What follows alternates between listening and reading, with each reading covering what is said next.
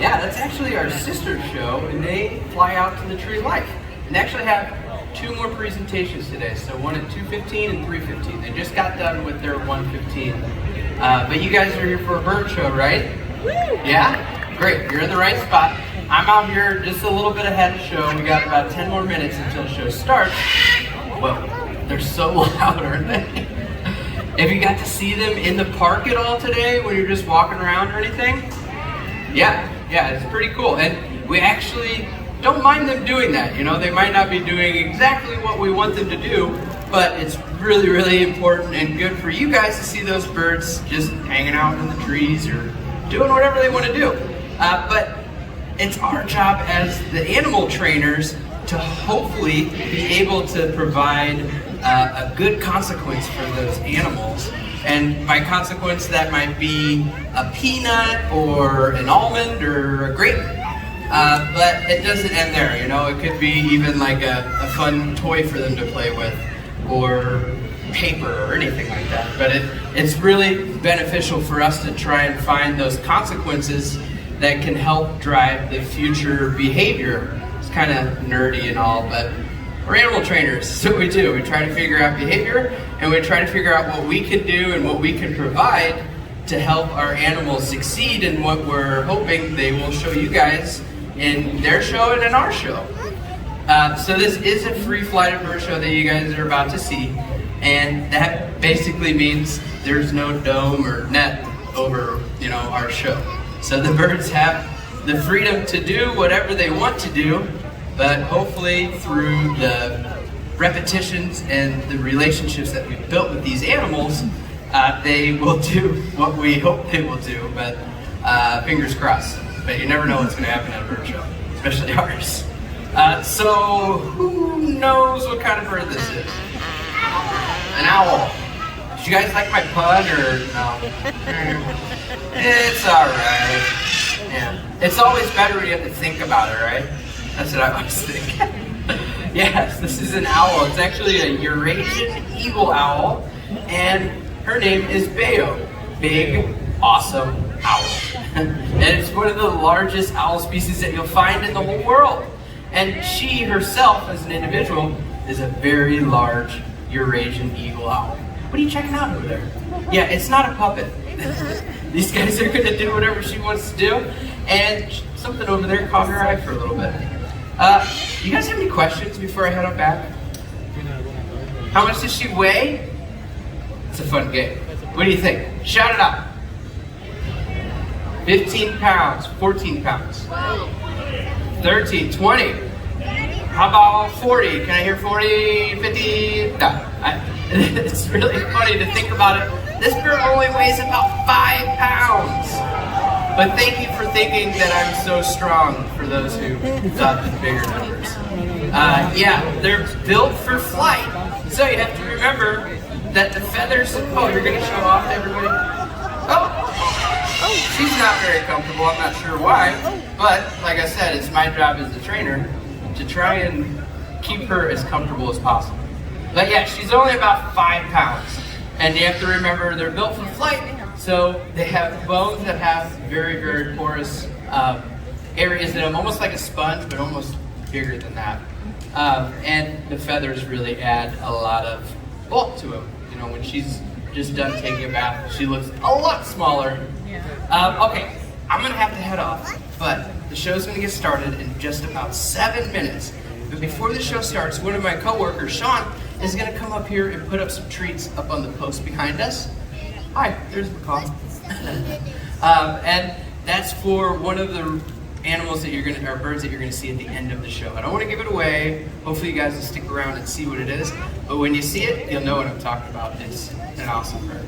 Okay, enjoy the show. Make sure you have your phones and cameras all set up, ready to go, because like I said, they're gonna be flying all over the place.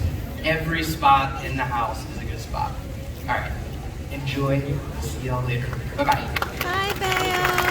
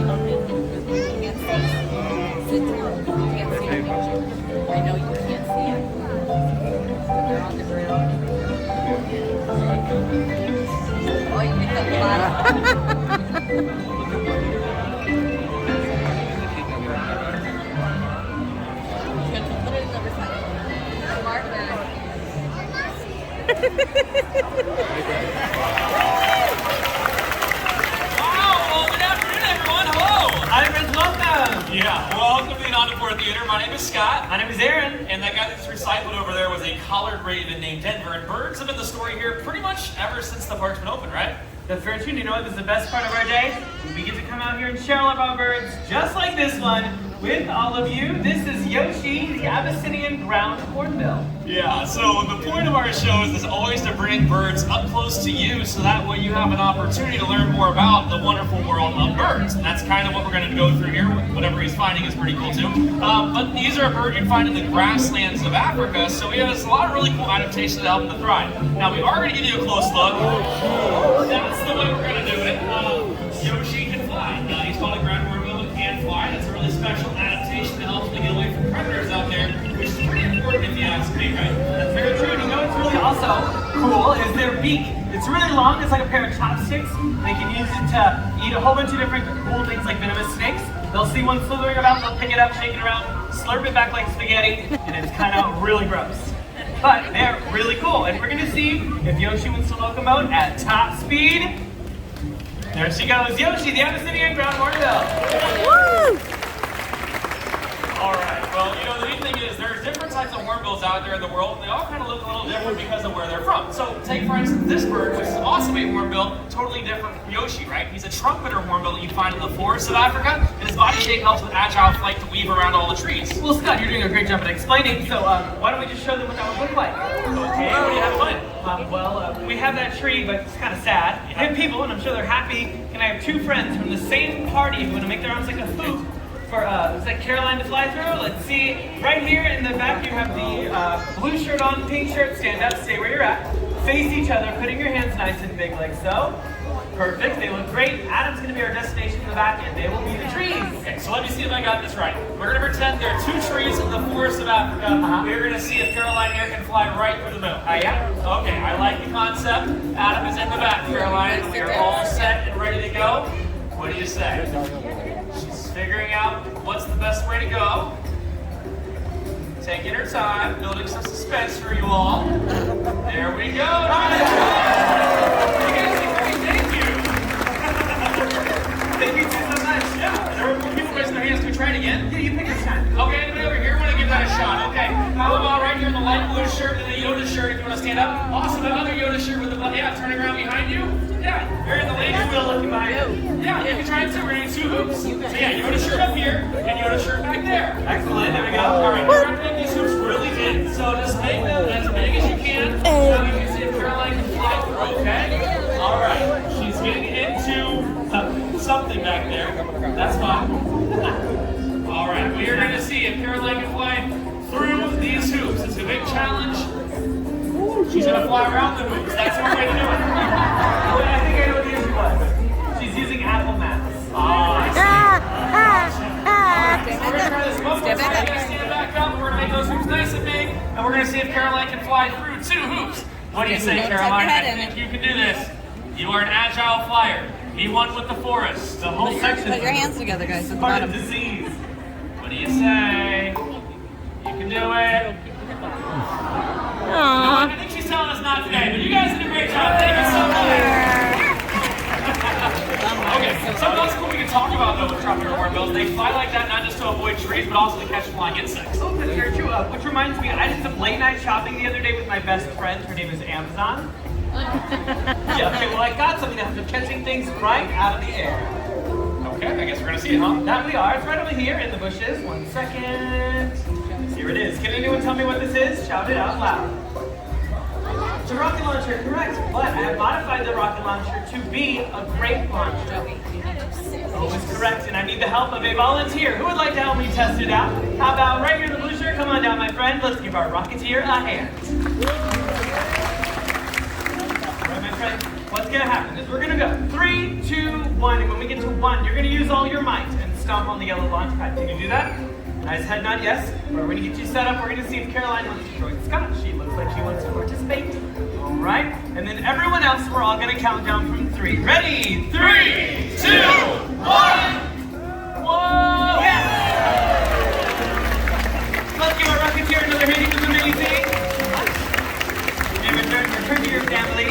That actually worked. I'm surprised it worked. It was only $2. Well, Caroline, that was pretty awesome. Thank you so much for coming out and helping us out here today. More treats are waiting back home, and the way you get home is through that window. You just have to go straight and left. Caroline, the trumpeter hornbill.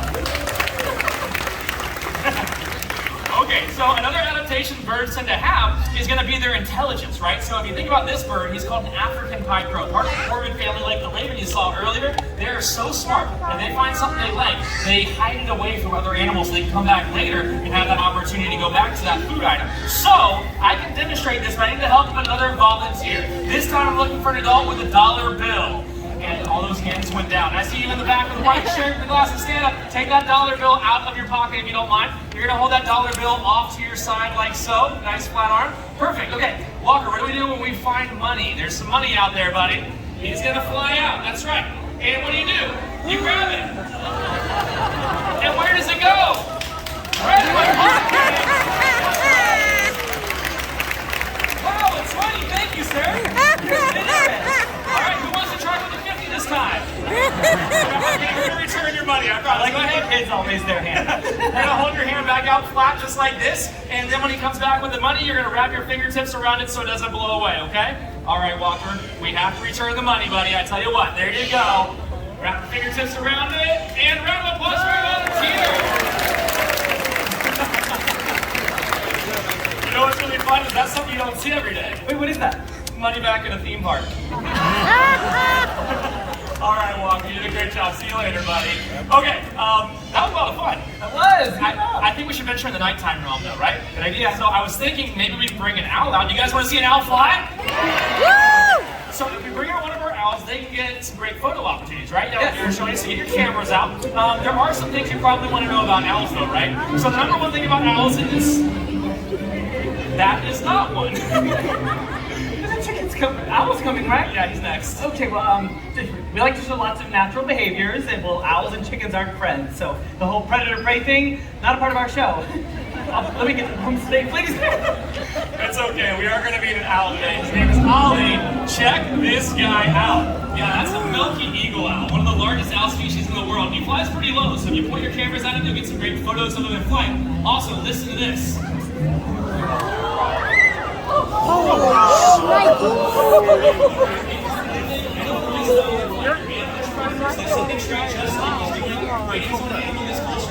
And then when he spots that animal, he swoops on down just like this, and the animal that's below him never even knew there was an owl up above. Wonderful adaptation for a predator just like this. Of course, they also have excellent eyesight, excellent hearing. So they're basically the top total package when it comes to being a nighttime predator. You did a great job, my friend. Ollie, the milky eagle owl. Woo! Got it back. The girls are back in their coop, safe and sound, so that's a good thing. That's good. So that means the owl can... Wait, did I miss the whole owl?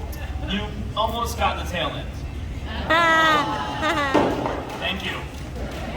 I think somebody dropped their child over there. Okay. Good, we got those. Okay, well, you told them all really cool things about owls, right? Yeah, I didn't mention my favorite fact though. Owls are beneficial. So one owl that size can eat close to 1,000 mice in a single year. We should tell them about the rat problem we dealt with, right? Yeah, we weren't supposed to talk Oh, about do you remember like a couple years ago, the rat problem? There was thousands of rats everywhere. Okay, no. There were a lot more than one. There were hundreds of rats. They're all over the saying place. owls are number one. Oh, that's a good thing to say. Yeah, owls are number one. Yeah, the owls flew in, and then the rats kind of. And it was screaming. I screamed every day. I was like, ah! But there's no need to worry. The rat problem, it's behind us now.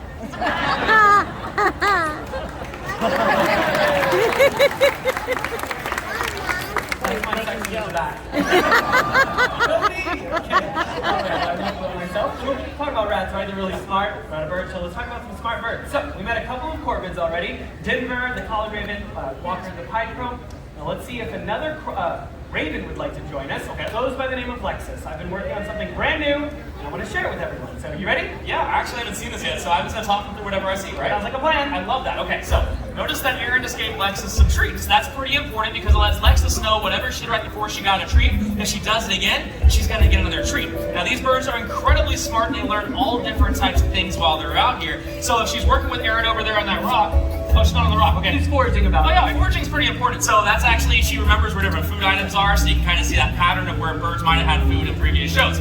Now, as she's over there working with Erin, he's going to be looking over her body. It's the husbandry behaviors, which are pretty important, helps us out with those types of things too, right? Oh, the foraging, you're getting really good at this. Tons of many treats that we've left out and about on this stage, which are very important. All right, going back to this. Okay, so yeah, he might work on a lot of different things. He might have her turn around sometimes. That lets her, get a chance to. Wait, you just gave her a treat for untying my shoe. No, I gave her a treat for coming back to me. She's like all over the place. Yeah, I can see that, but okay, whatever. The thing is, you can tell what they're learning because they start repeating behaviors. Erin. Lexus. No. What is going on? I taught her to untie shoes. No, we can't keep promising this. You need to deal with Lexus. Lexus.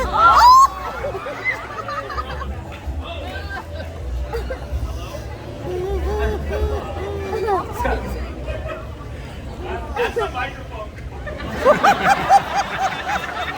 Yes. And please. Can you take that, please? John, help. Is that what I think it is?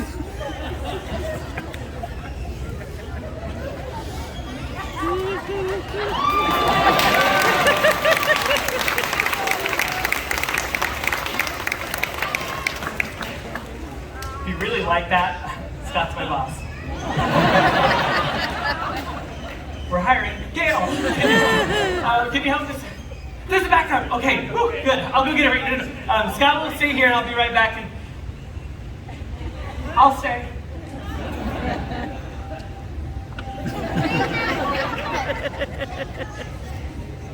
Do you like magic? Me too. Okay, do you want to meet like a little parrot instead?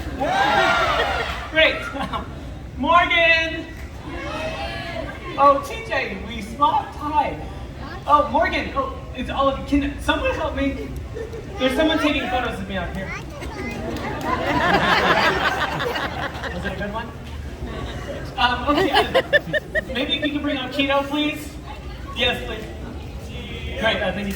All right, Morgan, one of the trainers in the back, is going to see if his awesome little bird, her name is Keto, would like to come and join us. We can talk about mimicry. When you all think of animals that copy sounds from the world around us, don't you think of parrots first? Right, they're kind of the most famous for it. Well, fun fact, there are many other bird species on the planet that mimic as well. It's not just the parrots. Ravens have that capability. Mynas are another type of bird, birds of paradise. But these little, cute little birds here are number one. This is Keto, of course, she's a parrot. This is Morgan, she's a human. In case you didn't know, thank you so much, Morgan. Hi, Keto, I think all of our friends are so excited to meet you. So do you want to give them here a great big greeting? Tiny little greeting. I know she could definitely do better than that. Can you say? Awesome job, Keto. I forgot to tell you what species she is. My bad. She could just do that herself. This is Keto, and she's a double yellow-headed Amazon parrot. Yeah, they're found in Central and South America. Oh, thank you, friends. You like Keto? They love you. Well, I sure love you as well. And these parrots can be found Central and South America. There is a variety of types of Amazon parrots. It's not just this one that you see here. So many different species. But Keto here is awesome in her own unique ways. Now, we've been working on some cool animal sounds. So do you want to share, Keto? How about your big, scary tiger?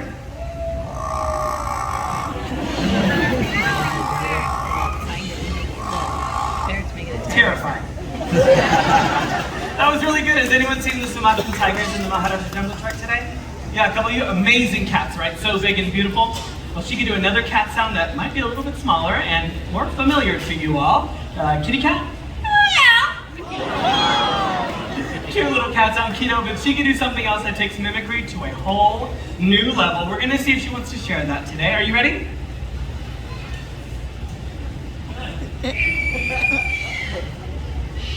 We're still chewing. Of course, we want to have good manners, not talk with our mouth full. You ready?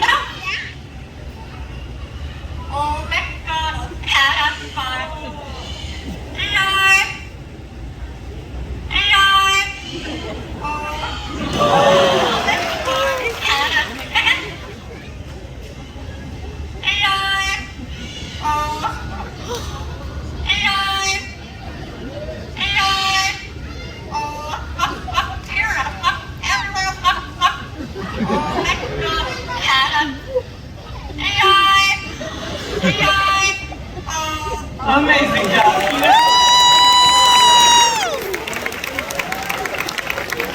Thank you all so much. Let me tell you, that song never comes out the same way twice. You get a 1 EI, 50 O's. You might start collecting from the get-go. She didn't even tell you what Old MacDonald had, so you never know when she's going to sing that song. So wonderful, darling. Now, Keto, our friends are so amazing. They're sticking around during all of my shenanigans up here. We should do something nice to them. Do you want to give them a kiss? Definitely so sweet of you. But we have so many more birds to share with you, so Keto, darling, you will have to head on back home. So do you want to say goodbye? That was Keto, the double yellow-headed Amazon. Thank you so much. Thank you, Morgan. You were a huge help. Now, this bird is one in a million. It's one of the best birds I have ever met. And although she does look like loads of fun, I mean, she is, right? But I don't want her to inspire you to rush out to your local pet store and acquire any type of parrot. Hi, Scott. Hey, the backup works. We're good. Oh, good. Yes. Well, it's just we did share them with Keto, and I was telling them how parrots are really challenging in the household. That's true. Okay, so parrots like Keto can bite really hard, right? They can scream incredibly loud, and they can live about 50 or 60 years. That's very true, right? So that's a long lifespan when you think about it. It's like Old MacDonald at 5 in the morning for 50 years. Yeah, Scary. do you know what's next? No, I was hoping you would come up with something. Yeah, absolutely. So I figure Keto's kind of on the smaller side, right? Yes. So why not show him something on the big side? Ozzy. Good idea, right? How Ozzy. about Vlad over here? Oh, hi. Probably. Everyone, this is Vlad. He's a pterodactyl. He's a marabou stork, right? One of the largest flighted birds in the world, close to an 11-foot wingspan, and they play a huge role in the wild, right, Aaron? That's very true. These animals act like vultures. So what do vultures eat? Shout it out. Good, thanks. Yeah, carrion. And they'll do the same. They are very good at eating that carrion. They find the dead animal, they'll go enjoy the meal, as with other carrion eaters like lions and hyenas, and other birds like storks and vultures as well. And it helps get rid of the carcass as well as the disease that may come along with it. So when you think about it, these birds are like nature's recyclers. And I think if we all recycled in our own unique ways, the world would be a much cleaner place. Very good way to think about that. I like that a lot. Vlad, thank you so much for stopping by, my friend. We will see you later. Vlad, Carrier Stork.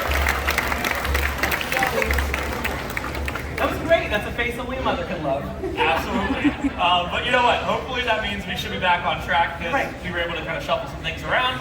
One of the birds we wanted to show you today is one with a really unique kind of hairstyle, I guess is the best way to think of it. Look for yourselves up there. That's a crowned crane. His name is Fraser. That makes him Fraser Crane. She's like, I don't get the joke. Why don't you call him down, Scott? No, he's never flown down to me. This is you. Wait, I saw you working on your relationship.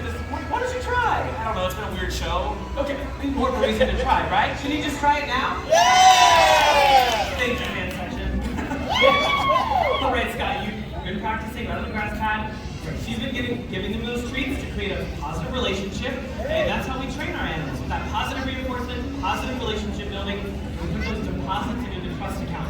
From day one, so once he finishes those treats up there, like he would in the grasslands that we're foraging about, he's going to see Scott. Remember all the hard work and positive relationship building they've been doing? And he'll fly on down. I think he's almost done. You ready, Scott? Yeah, I'm ready. Okay, here he goes. Yes! That worked really well. Here it is. Okay, maybe he needs to see another crane on stage, right? Maybe well, I got you something. Got me something. Yeah, it's right over there behind the rock. So he has a crown of golden feathers, so I thought to make another crane, you get Scott his own crown of golden feathers! The crown of golden feathers! I see that. They don't want to see Should he wear his beautiful new crown?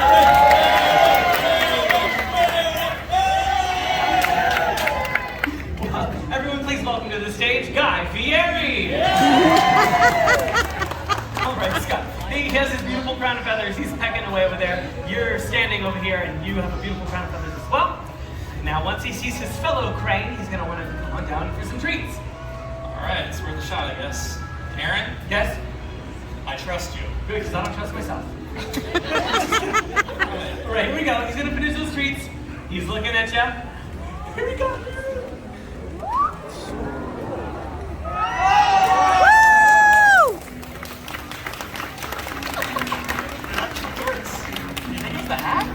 Yeah! No, that was for our enjoyment, and you've been working really hard with all those treats. Get a slip and slide down here. It was perfect. That was Fraser Crane. An actual member of the Backstreet Boys. You know, I really wanted to be in a boy band when I was growing up. Wait, really? Oh yeah. Well, I mean, you can sing, you're on a stage, you have an audience, it's time. You are my fire, the one desire, believe when I say I want it that way. Skyride!